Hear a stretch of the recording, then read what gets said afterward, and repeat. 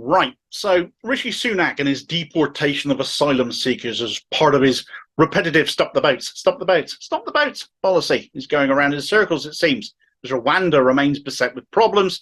And so the idea of using Acension Island to send asylum seekers to has been raised once more. Now, this was first mooted as a possible destination by Priti Patel when she was still the nasty piece of work in charge of the Home Office back in 2020. It was panned and ridiculed then, and for good reason. Yet the Tories are so bankrupt, it seems, and so out of ideas regarding solutions to the migrant crisis. For some bizarre reason, it is back on the table. I can only imagine it's because the Tories don't think it's travel-fromable by small boat, and they're probably right about that. Ascension Island lies in the middle of the South Atlantic, grouped in and governed with the other British Overseas territories of St. Helena and Tristan to Cuhna. It's 1,000 miles from the African coast of Liberia, 1,400 miles from Brazil, and over 4,000 miles away from us. So yes, a long way away from everywhere, including here. But the further from here it is, the more expensive it is to send people there as well. It is also only 34 square miles in size, with a population of about 800 people. So sending potentially thousands of asylum seekers there would quickly outnumber the locals.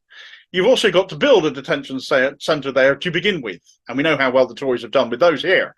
No hotels out there to deal with backlogs when it's full, though. Ascension Island is currently the Tories' plan B in case Rwanda fails, according to Braverman minion Sarah Dines, the MP for Derbyshire Dales, and someone so daft she reckoned the Bibby Stockholm prison barge would be filled to capacity by this weekend. There's no in case Rwanda fails. It will fail. It is in blatant contradiction of human rights and refugee laws. The illegal migration bill being the first piece of legislation passed in the Commons since the 1950s that didn't necessarily comply with the Human Rights Act. So expect the arbiters of that international law to rule the illegal migration bill as illegal in and of itself. Remember, Braverman's supposed to be a lawyer. She damn well knows this. She clearly isn't a very good one. It's all for show, though. It's all to win hard right and racist votes. They know it isn't going to work, really. So Ascension Island is really just the next line of the narrative. It's a British Overseas territory. It's ours. So by sending people there, we're not breaking the Human Rights Act then. Well, we'll still be responsible for them. We're not sending them to another third country. Well, ask a Tory how much it'll cost to send people there. Dines was indeed asked about that herself. Well, she just deflected back to Rwanda being the focus. That's out of your hands, and Ascension wouldn't even be in the conversation again right now if you were confident about Rwanda being passed, because it won't be. The price tag, and the only source I've got for this is Jacob Rees-Mogg speaking from back before, though he was against the idea, so he might actually be honest about it, was apparently £1 million per head. That's just getting people there. Ascension got dropped back in 2020 because the costs of sending people there were said to be impossibly high. And at that price, that seems an accurate assessment. Why so much, though? It's worth asking the question as to how you get to Ascension Island from here, isn't it? Currently, the only way to get there from here is by RAF aircraft, because Ascension is basically a military base, one of the 6 military GPS monitoring sites worldwide, and those aircraft will be the smaller 15-seater jobbies, so you can't move many asylum seekers in one go. You can't use larger craft because the only airstrip on Ascension Island can't cope with bigger craft. There's also the small issue of who owns the airstrip, as it's on the military base there, which is jointly owned by the RAF and by the US Space Force. You'd have to get the permission of both to send asylum seekers there via that airbase, and both have said no.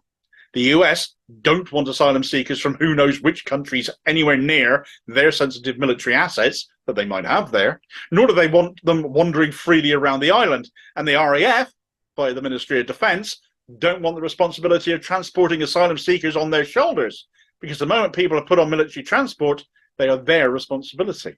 Besides, the RAF have also rightly said they've got better things to do than transport asylum seekers for the Home Office. Charter private aircraft, perhaps, send Damo. Also binned because the military don't want private aircraft landing at their base either. All security-minded stuff. It is, in effect, even less likely that people could be sent here than Rwanda, and that plan is toast. It just isn't official yet.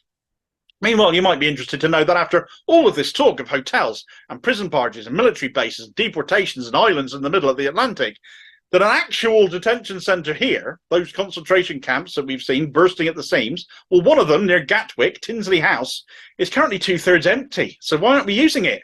Why is it empty? Staff shortages. The Home Office cannot get the staff to run the place properly. The capacity for this place is 162, yet currently there are only 50 people detained there. This government do not know what they're doing. They're incapable of running anything. They are talking about nonsense destinations that can't ever work when there's issues to fix here. But it's all part of a culture war to try and win the next election off the back of all of this, because they've stuffed up everything else. All they've got is a tax on migrants left. They've run out of ideas, run out of steam, run out of road. It's time people fleeing goodness knows what were stopped being kicked around like political football for their ends. Thanks for watching. I hope you found the video useful. Please like, share and subscribe if you did. More content out daily. Meanwhile, here's a video recommendation where Labour have committed to keeping the prison barges housing asylum seekers as well, making them little, if any, better than the Tories on this issue. We really do need to take our votes elsewhere now, and I'll hopefully catch you on the next vid. Cheers, folks.